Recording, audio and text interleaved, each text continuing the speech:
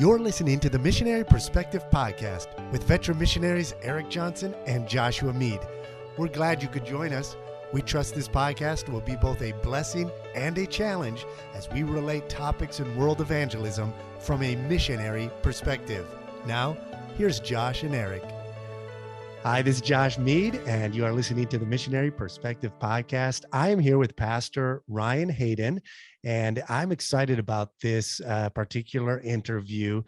Pastor Hayden he wears many hats. He's a father, he's a husband, he's a pastor, as well as he founder of an online company. He does a lot with media ministry, things like that. I'm going to let him explain it. Right, Pastor Ryan, why don't you give us, well, first of all, tell us, what do you prefer? Pastor Ryan, Pastor Hayden? Tell us a little bit about yourself. Tell us about your story, who you are, your background, and then let us know about some of the work you do, and we'll get right into this interview. Yeah. My preferred honorific is the honorable great. Yes. Yes. Personally, I just like it when people call me Ryan, unless I'm their pastor. So there's 100 people in Central Illinois that call me pastor, and everybody else can call me by my name. I'm a pastor here in Mattoon, Illinois, which is right in the middle of the state, near Effingham, Champaign, that area. I've been here as a pastor for 10 years. I went to college, went to Crown, graduated in 2005. And when I was in college, I didn't even have my own laptop, believe it or not, but I was super into Photoshop, and I got into web design really early, before web design really was the thing. And so when I graduated, I went with my wife. We would go to Barnes and Noble constantly, and I would just read all the books. And I found the first podcast about web development, and I listened to it every week. This would be 2006. And so slowly over time, I taught myself this skill of not just designing websites in Photoshop, but developing them and writing code. And then I learned programming. And, fast forward 10 years, I tried to create a church website platform. That was a dumb idea, by the way. And I raised some money on Kickstarter. I thought I raised a ton of money. It was $6,000 or something like that. And I ended up turning that $6,000 into -20 very, very quickly. And so I had to do something to pay that debt off. And so I started freelancing, because that was the only skill I had at any marketable value. And the freelancing thing turned into owning an agency. And I now own an agency. I've got about 20 employees. I've got a couple business partners, so I don't own it outright, but we did 14 apps for different businesses last year. So our agency runs like a well-oiled machine. And so now I'm in this weird spot where I'm both a pastor and I own a company. Yeah, so. No, that's awesome. I always tell young people in college, especially if they're going into ministry, specifically the mission field, is who I address mission students. And I try to tell them, when you go to the mission field, number one, know you're called of God, but develop a skill. Develop a skill in something you enjoy, whether it's media, whether it's, online software development, whatever it is. Learn to develop another skill, because there's so many different facets of ministry that different secular skills could be put to great use. And I've been following you for a while. I know you mentioned right at the beginning here, and this is awful, when you're a missionary and you're traveling, you meet so many people. You actually mentioned that we met before 12 years ago at one of our supporting churches. And of course, missionaries feel awful when they don't remember those first encounters. Of course, we connected later online, and I've been following some of your ministries. I've been following a lot of what you do and produce. And I've been intrigued for a long time with media development, and we're trying to do that here. My brother-in-law is a pastor in Canada, and he does a lot of the same website design and development. He does a lot of that for us. And so it's so important that maybe speak to that before we get into really the reason why we're having this interview, to discuss a new app that you're coming out with that will be a great blessing to missionaries. But can you speak to that a little bit? Maybe share with some of our listeners, whether the young men or women going into ministry, speak to, the importance of learning to develop a skill, how you can develop a skill like that. How would somebody go about it? You mentioned teaching yourself.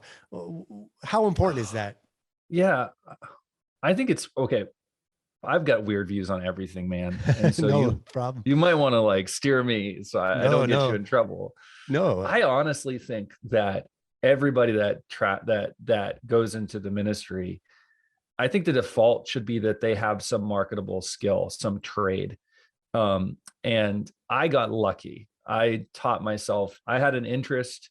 It was just a weird interest that was a hobby, and I got lucky, and the Lord blessed. And that's probably the better way to say it. But I never intended to make any money doing web design, web development. It was just something that it was my hobby. It was a freakish thing that I was into. It was nerd. It is so easy now to teach yourself programming if you have a brain for that. Right. When I say easy, it's going to take you years. Okay. But there's no barrier to entry. And if you want to do that, just go to there's freecodecamp.com. There's a company called Treehouse where you can pay, I think it's $25 a month, and it's guided lessons, and you choose a track, and you can go from start to fairly well off foundation of being a developer in that program. It wasn't like that when I started. Sure. 12 years ago, 13 years ago. It was actually, no, more like 20 years ago now. It was I had to find books, and I didn't know which books were good and which books were bad. And there was one podcast for web developers when I first got started, and I just happened to find it. And so it's easy to teach yourself anything with the internet. But it doesn't have to be something technical.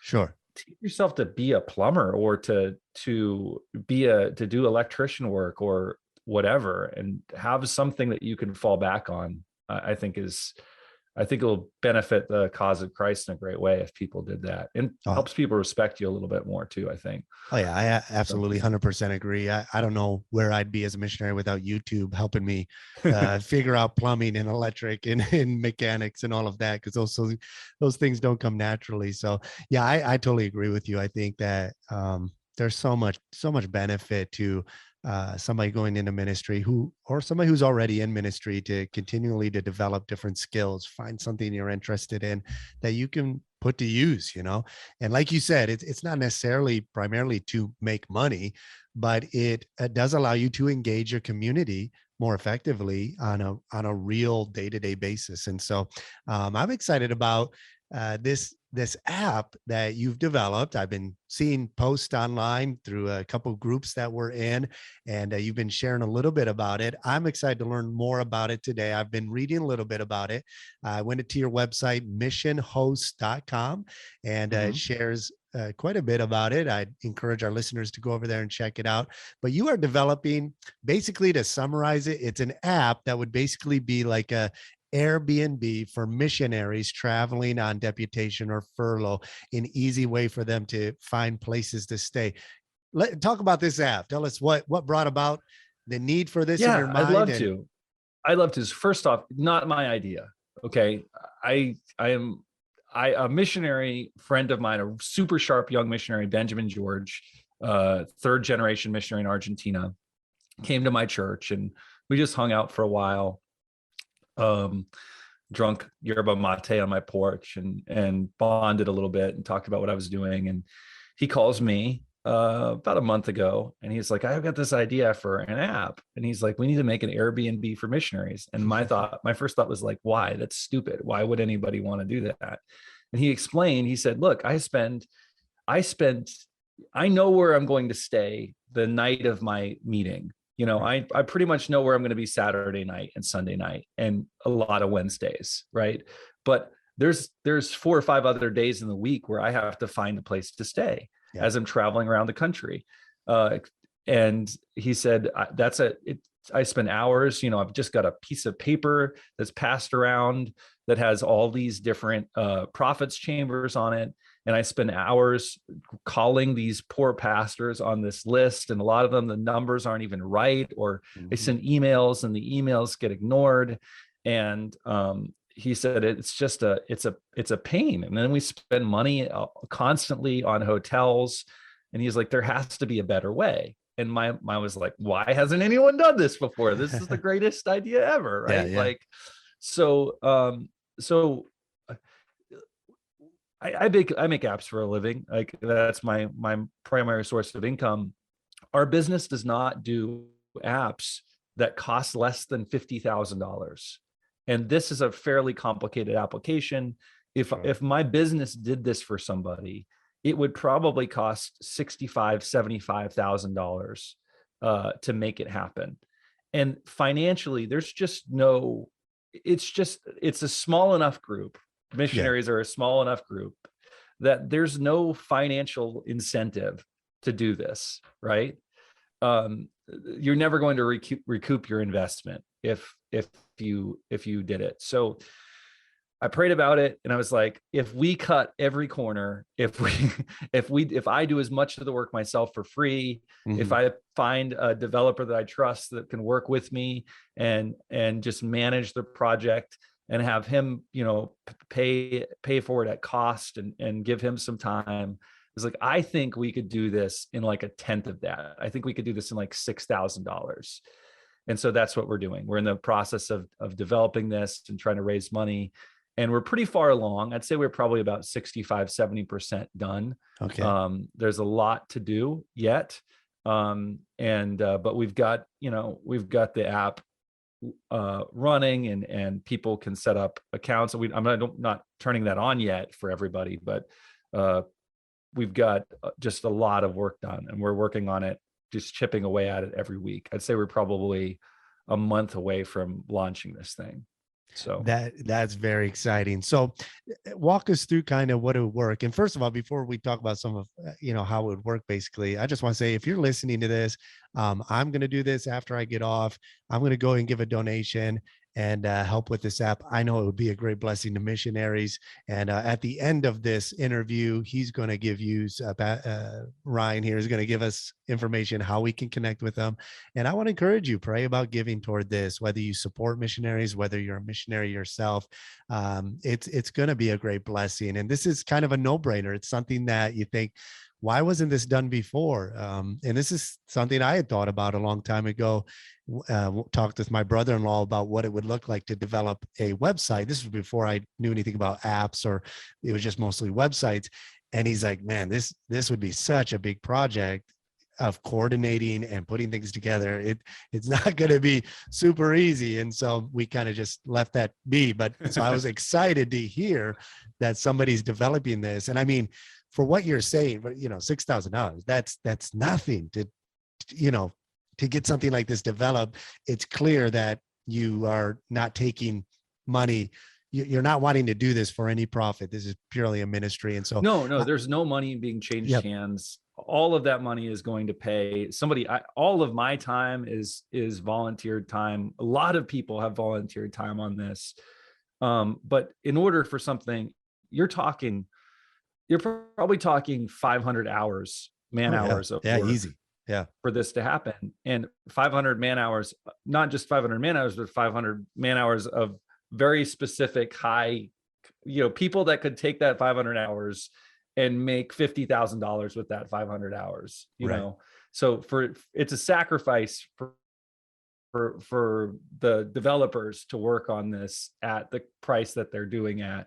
We just have to pay them so they can pay their bills. Oh, absolutely. Yeah. It's fun. Yeah. But definitely. nobody's getting rich off this project. That's no. Yeah. And so for our listeners, this is definitely something that would be a worthy donation to give toward. Well, let's talk about a little bit, how this app will work. We're going to look at it at two angles. We'll look at it from the missionary perspective, and then let's look at Okay. it from a pastor's point of view. Let's start with the missionary point of view. Um, so I download the app. Let's say it's up and running. Everything is functioning. I download the app. I set up an account. What Mm-hmm. information do you need from me? And then how do I find a place? Let's say I'm going to be, I just preached at your church, just presented our ministry, and then I've got to drive, to Wisconsin, northern Wisconsin. I got a church on Sunday. It's Wednesday night. I've got a couple days left. How do I find a place to stay between your church and the church in northern Wisconsin I got to be at in 2 days? Okay, so it's going to be pretty simple. First off, primarily it's going to be a website. When I Okay. say app, I'm talking about a web app most of the Right, time. right. We Sure. probably will eventually get a iOS and Android app done, but Okay. we're trying to just get this thing launched first, and so Right, it's going to right. be a web app to start. But you would log in, and you would when you log in, you'll see a list of all of the locations that are available to stay in. You'll see photos, and you'll be able to filter by a location. So you could say, like, if you're in Illinois and you want to travel up to northern Wisconsin, you could put a city in the middle, and then you could have a radius, say 50 miles, 100 miles from, like Lacine, Wisconsin, or something like that. And that would give you your radius, and it would filter all of the locations down to there. And then you could further filter, and this is obviously wishful thinking because we're hoping lots of people sign up for this, and this is a catalyst for people doing this. But you could also filter by places that have a spare room for your kids, or Okay. places that have Wi-Fi, or places that have laundry, or places that have a kitchen that you can use. Or if you have an RV, you can find places that have RV hookups. So yeah, and then you can click on the individual location that you choose. Okay. And also you put in the date, so it's only going to show the dates that these I are see. not booked for somebody else, Right, right? right. Um, you look at the location, and you can see multiple pictures of each room, and very important, you can see the requirements for staying in that location. Okay. So if it's only available to people that are of a certain mission board, or of certain doctrinal positions, that'll be right there. If they expect you to sweep up and wash the sheets when you leave or whatever, it'll be right there. And then you'll just click a button and says, request to stay. And very important, there's no phone number there for the pastor or the host. Okay. Yeah. So what it's going to do is it's going to say, have you read the requirements? And you're going to Mhm. say yes. And then it's going to send a request with your profile information, basically your packet that you would send to churches, and the dates that you want to stay. It's going to send that request via a text message to the host. We're not assuming that this is all churches. It could be individuals that have an apartment or something. It's going to send a text message to them. They'll be able to click on that text message. There'll be a link.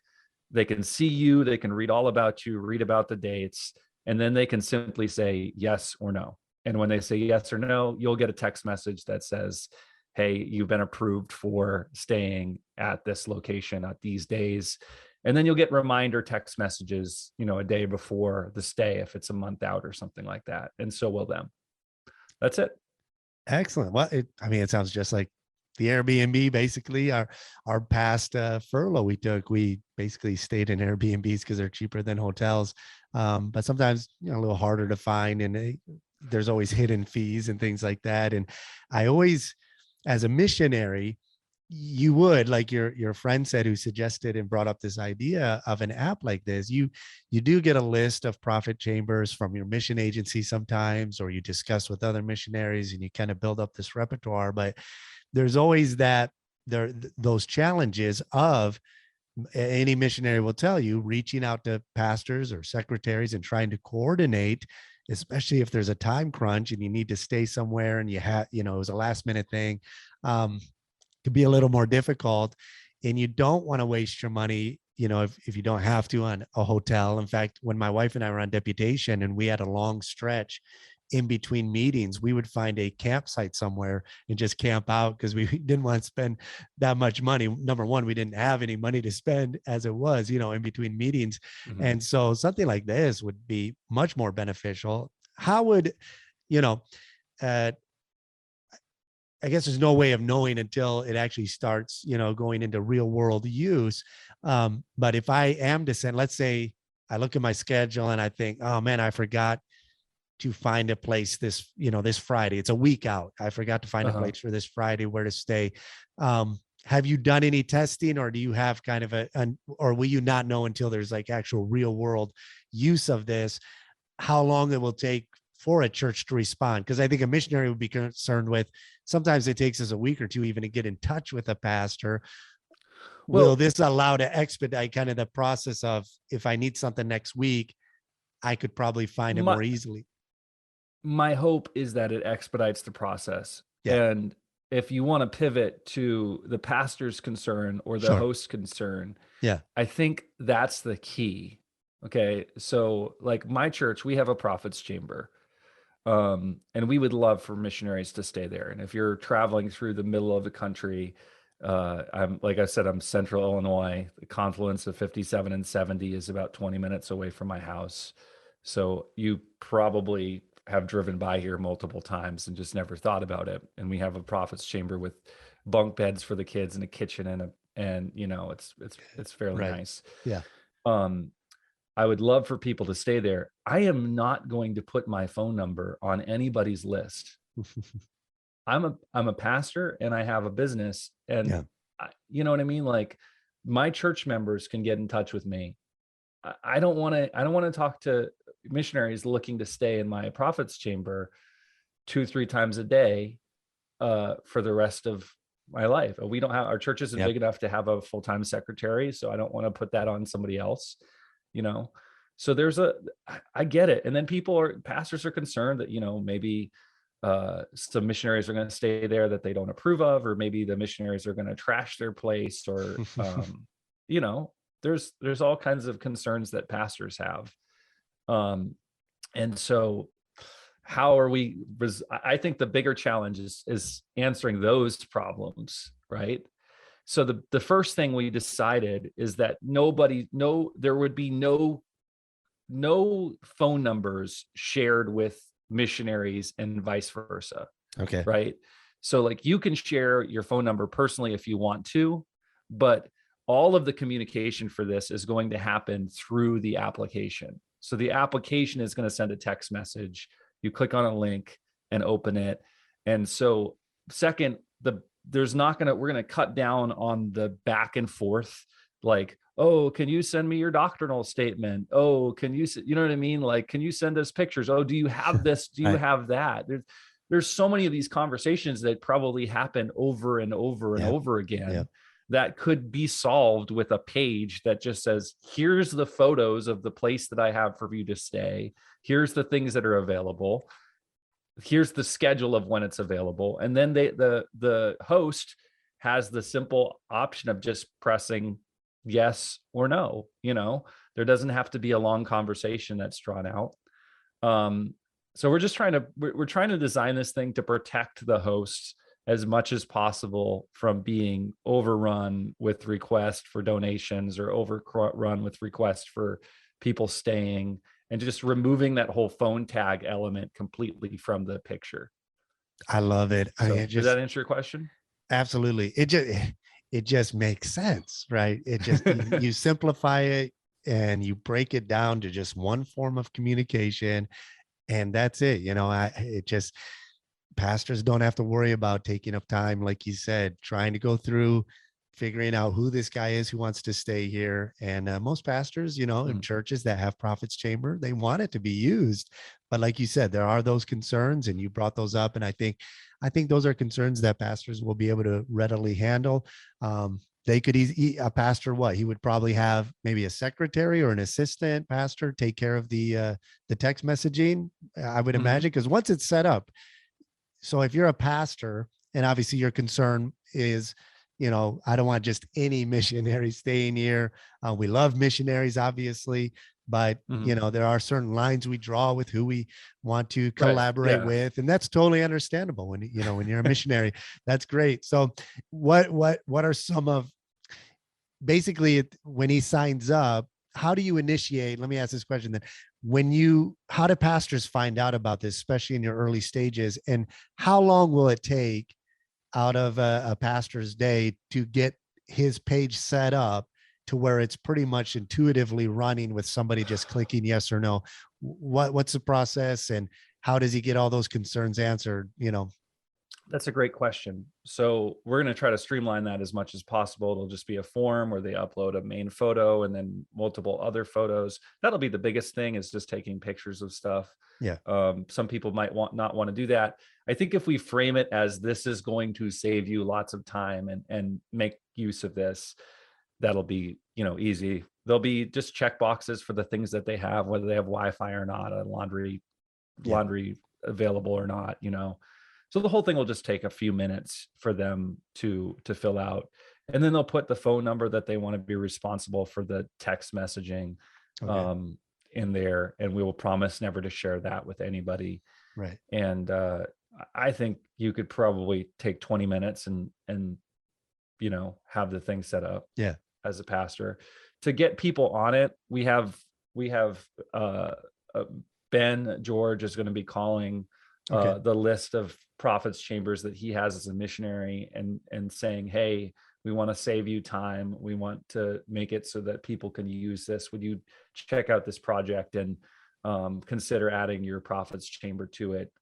It'll save you a lot of headache, a lot of phone tag, and help missionaries out a lot if you go and do this. So my hope is that it inspires people, inspires more churches to put their prophets chambers out there, but not just churches. I think there's, the term prophets chamber comes from a story of a business person in the Bible, that opened up a chamber for Elisha to stay in. And I'm hoping that this inspires more, wealthy people, or people that have, maybe a mother-in-law apartment that's not in use at their house, to put it on there and make it available for missionaries to stay in.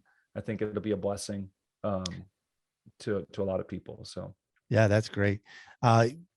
Let's say a missionary like me, let's say I want to, as it gets closer to you launching, when are you ready? When will you be ready, do you estimate, for pastors to begin signing up and setting up their rooms on the web app? it's going to look completely different in a week, right? But a pastor could technically go to missionhost.com right now and set up a location. Okay. If they wanted to. You could go and create an account. It's all there. It's just going to look completely different, and it's not optimized like we want it to yet. So I would say, like I said, in a month, I think we'll be ready to launch this, especially if we meet our fundraising goals. Excellent. And we get enough people to give. I think we'll be ready to launch this fairly soon. Yeah. Let's say a missionary like me wants to send out an email to all of our supporting churches and supporters and just tell them about this. Is there obviously we can share the link through an email, but is there like a generic, like a specific page we could send you that could quickly explain, or would you just recommend a missionary like me just give a quick excerpt about what this is, and then, encourage pastors I to think check it the out? landing page at missionhost.com is probably the best step. I probably need to go and add some things to it, because a lot has changed since I put that up a couple weeks ago. But that's probably the best thing. And then there'll be a lot of donate links on there. Sure. And people can click, and it's just a PayPal donation. Like, excellent. Well, again, if you're a missionary listening, I'd recommend go check this out. If you think it'll be a blessing, and I think it will be to many missionaries, just copy the link, send out an email to your supporting churches and tell them about this so they can sign up, get their churches on there, and create this vast network of prophets chambers throughout the states. I think this is going to be a big help. Another question on the app. Let's say I just stayed at your prophets chamber and I want to leave a donation. Will you have something set up to where I could leave some money for the church? Because our director suggested, I know a lot of mission directors, they'll suggest to their missionaries, pastors want you to stay there for free, but sometimes you want to leave behind a little extra for the staff who cleans the room or things like that. Is that going to be an option available, or would that be something a missionary would just leave in the room? Or I'm not ruling that out, but my gut is, I really want to avoid this becoming any kind of a money-making thing for anybody. Sure. Right. Yeah. And so my fear is that if we do that, it'll just become more of an expectation, and we'll suggest to missionaries that they leave a check or leave some money behind, as a gift or something, just for the people that clean the space and get it ready for the next people. But I don't know that I don't want to add the donation feature at the beginning for sure. Sure. Just because I'm afraid it will change people's perception of what this is for. Yeah, I get that. As a missionary, I hope other missionaries do leave, gifts behind for those who do take care of us. And churches are so generous to even, open up these rooms, because it can be so expensive to travel. And, we don't mind staying in people's homes, but it's a better convenience, especially if you have work you're doing in between, to have a place where it's a little secluded. You have your own room. And so it's always nice. Hotels are expensive. Airbnb is a possibility, but there's there's complications always with that. And so this whole app, this whole networking of churches and missionaries, it just makes sense. I cannot recommend it highly enough. I'm excited to use it when we go back in 2 years and travel around. And I'm going to sign up. I want to encourage our listeners, check it out. If you're a missionary, let your churches know about this so they can sign up and consider giving a donation so that they can get this app developed. Really, the money they're raising, when you consider, as you said earlier, what it costs to develop apps nowadays and things like that, it is so expensive. And so they're giving of their time and energy. And I sure do appreciate that. I love seeing good technology put to use for ministry, so this is something I think is going to be a big blessing to missionaries.